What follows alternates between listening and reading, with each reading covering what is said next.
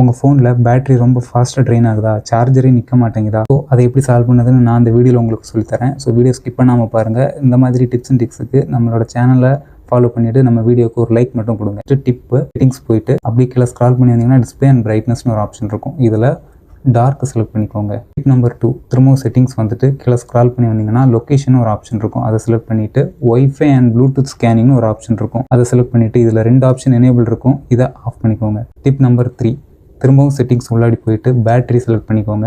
Battery select பண்ணிவிட்டு இதில் power saving mode option எனேபிளாக இருக்கான்னு ஒரு வாட்டி செக் பண்ணிக்கோங்க.